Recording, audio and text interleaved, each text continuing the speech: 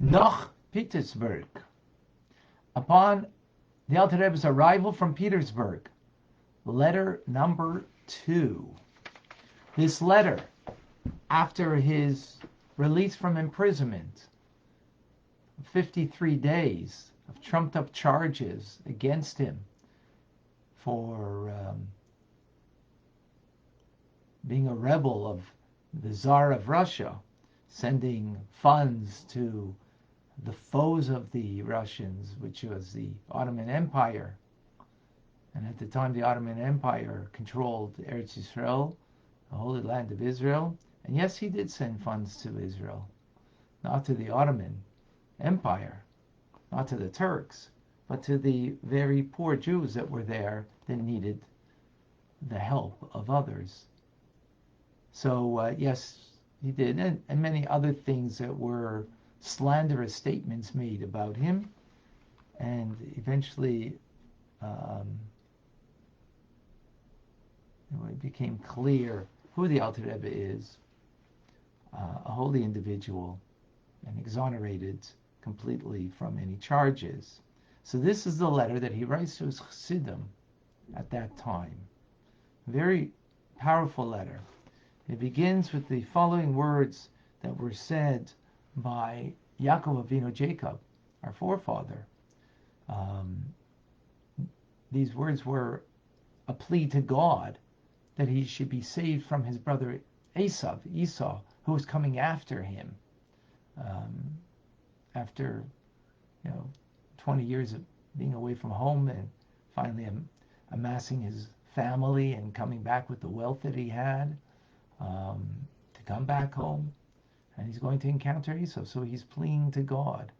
And what does he say? I become small from all of the favors and from all of the truth. And what does that mean, he became small? What does it mean he became small? Pirush means that every single favor that God has bestowed upon an individual, that should make you humble. God bestows upon you. So, in reference to Yaakov, just briefly, well, you know what, actually he's going to say that in a moment.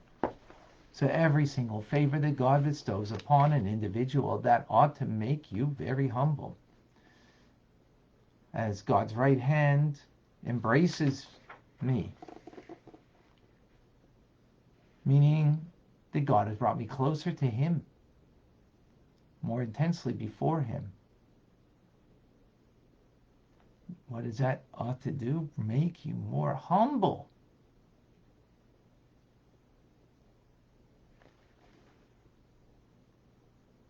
Make you more humble. Why? All that is before God is esteemed as nothing. And therefore, in other words, the more close you become to God, the more you recognize his infinitude, his greatness. The more distant you are, the less you will perceive. The closer you become, the more you become nothing. Because when you're closer to infinity, right, the more you're sensing something that's awesome and greater than you. It becomes self-effacing.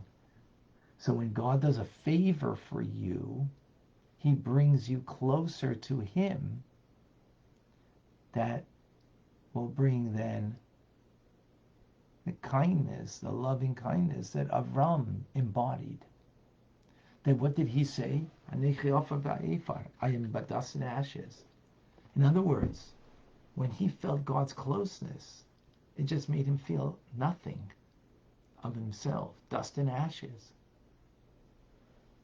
It brought out a humility. This is the humility that's characteristic of Jacob.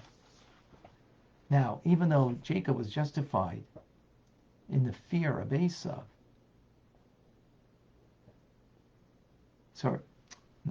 why was he justified? In what way was he justified? in the fear that of his brother Esau, God had promised him that, gave him a promise. But he didn't feel that.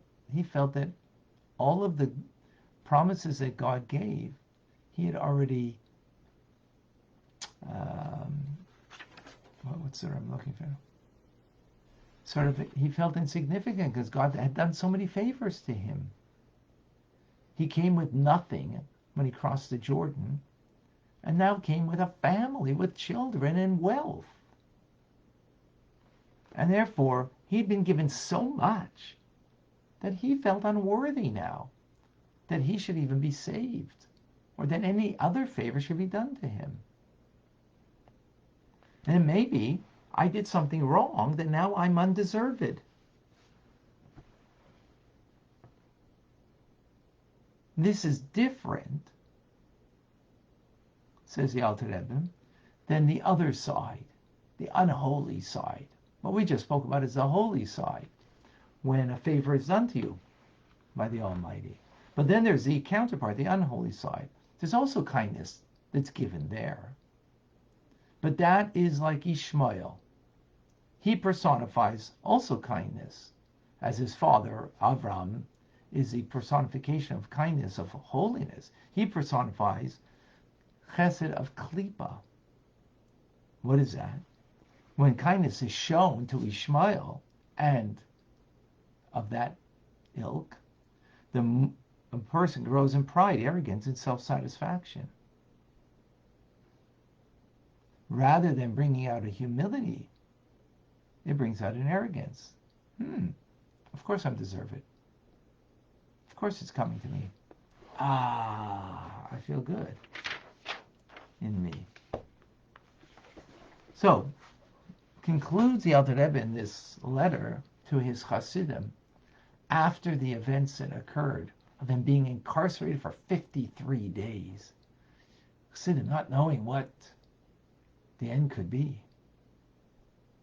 Accordingly, says the Alter Rebbe now, I'm making a weighty announcement for all of the Anash, of all of the Hasidic fraternity, regarding the multitude of favors, the great things that God has done for us, that we need to hold on to the attribute of Yaakov, the remnants of his people. In other words, and what is that? Regard yourself as remnants. In other words, not deserved. Let us not become haughty in relation to our brethren, in other words, other Jews, who are responsible, he doesn't say this, but the opponents, who caused the arrest of the Alter Rebbe. Right? He just calls them our brothers. Let them not jeer nor whistle derisively at them. Heaven forfend. Strict warning. Hold your peace. Mention nothing. Rather, what should you do? Subdue the spirit and the heart of every man according to the attribute of Yaakov, which is the emes Yaakov, the truth of Yaakov. And with this humility, with this truth, with this humility, therefore, when they jeer, when they make, what they say, whatever they do, answer softly. Don't turn away from anger. Restrain your spirit.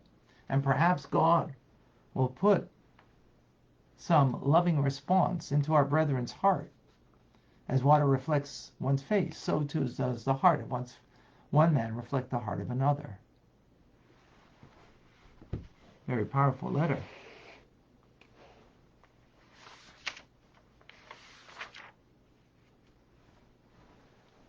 So what happens when a favor is done to you?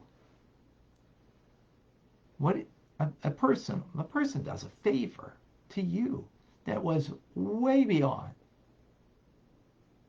what you expected. Or maybe they did a favor that you did expect. So it's coming to me. There's an expectation. I'm deserved. What does that do? It makes us, of course, haughty. It makes us feel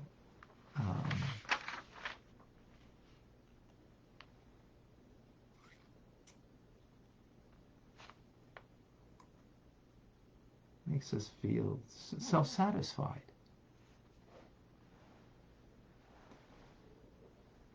But of course, when someone does a kindness, especially if the kindness is not unexpected, the feeling that we have usually would be, wow, what a great person this is. And what they did. So nice of you, so wonderful. So, what's the difference? One is I feel I'm deserving of, and the other one I don't feel deserving of. One I have an expectation, and one I don't have an expectation. When I have an expectation, so I'm going to, of course, it's coming to me. It's a self-satisfaction that I got it. That's just going to make me full of myself and haughty. But when it's unexpected, and it's something greater than, wow, amazing thing that was done, we don't usually feel about ourselves great. We feel about the other person great. This is life. The distinction. When we have expectations, so then whenever we gain something, whenever we get something, we think about ourselves and how deserved we are. And that's klipa. Great, righteous people, as the truth of Jacob is, a humility, that even though God promised him that he's taking care of him, maybe he did something wrong. And you know what? God has done so much good for me, beyond, till now, that maybe I'm not going to be deserved of the challenge of my brother coming against me, Esau. So he pleads. And Abraham, who is the embodiment of kindness, divine kindness, divine.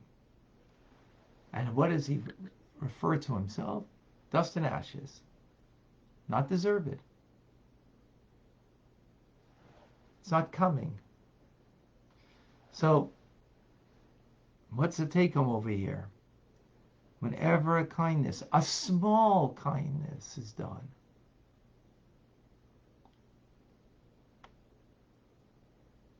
that maybe the person didn't even go out of their way, but you benefited from it. And maybe they did it even for their own sake. Be thankful. Appreciate that person. Let us not see how deserved we are and the expectations that come with that deservedness, right? And therefore, feel self-satisfied when kindness is done towards us. That's from a human being. When it comes from God, we for sure feel deserved. Life, health.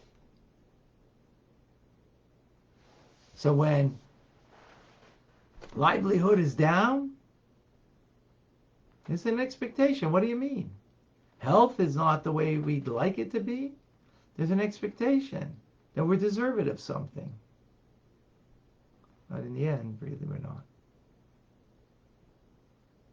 It's God's gift. And the closer we get to God, the more God does for us, and brings us closer, that should make us more humble. Because when you get close to greatness, you don't feel your deservedness. You feel your humility and the greatness of the one who you're getting close to. So those who had any, dealings with the Rebbe, the closer they got, the more they saw how great he is. From a distance, it was the opposite. You didn't see the greatness. When you got close, you really saw it. Which is interesting, because in the human dimension, it's the opposite. From a distance, whoa, he's amazing. She's, well, like, unbelievable. But then when you become familiar, it breeds contempt.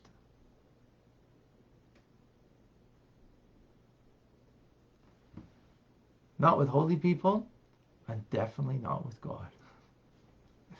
So the closer we get to God means the greater is the kindness, the greater will become the humility, and not the opposite.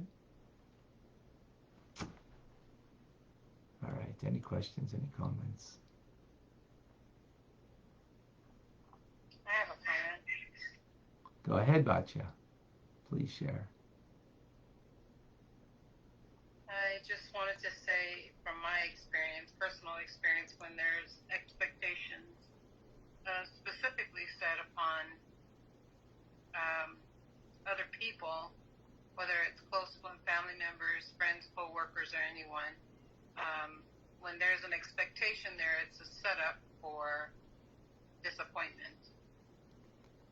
Absolutely. And so it's very humbling to know that with Hashem, the expectation having an expectation is not so much there, because you're humbled by the fact that anything that is given to you is a blessing. Yes, exactly. And by the way, just, to thank you, Batya, just to add, when you don't feel deserved, and then you get, like, it's great. It's amazing. The humility actually brings more, what's the word, aliveness to you. Because it's like new. It's special. When there's an expectation, so then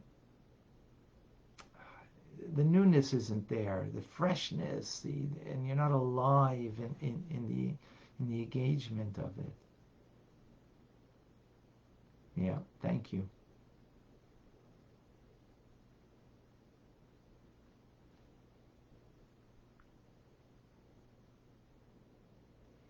Okay, Miles, we're going to stay on topic over here with our discussion over here.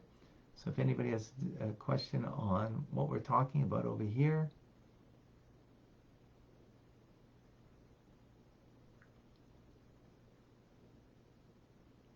I think you only have questions on Facebook.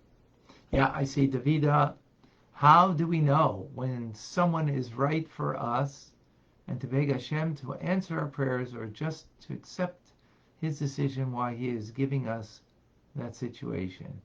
Do we keep begging Hashem as Moshe did to let Hashem bring him into Eretz Yisrael?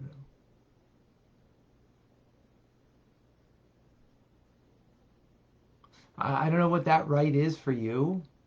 I don't know what that in reference is.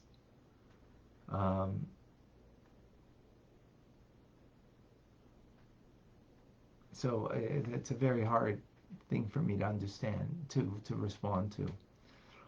Generally speaking, if something's not coming into your life, that means it's not meant for you. Now the question is, what do you go seek that should be in your life? So today we just learned about Moshe, the Eschanan Beis Hayid, that he pleaded God at that time, right after the battle of Sichon and Noeg, that now maybe I can come into the land of Israel. So it depends what you're pleading and what you're asking for. But so I'm not exactly clear how to respond to that.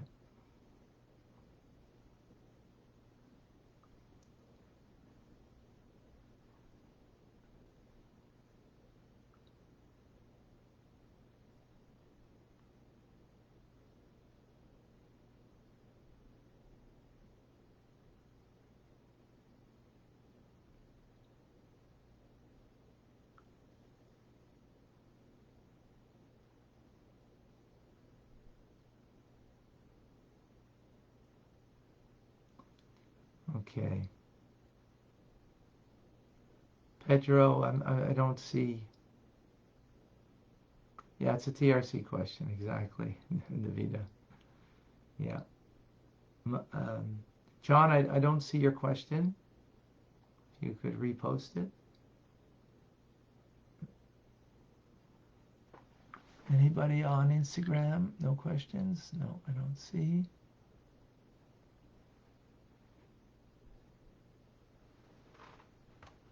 Okay.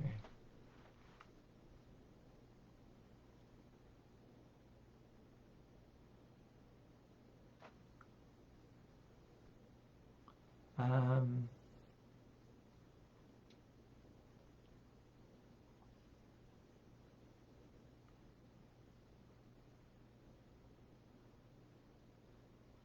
okay, I don't, Pedro, I'm sorry, I don't see your question. The feed is the feed, I lose some of the feed as time goes on, and I don't see it. Oh, okay, John was okay. Thank you, John. All right, folks, to be continued. Rabbi Ronnie Fine coming to you for Chabad Zich and Kadesh Montreal, Canada. It's a privilege and a pleasure to share with you the Tanya. Have a wonderful day. God bless you all.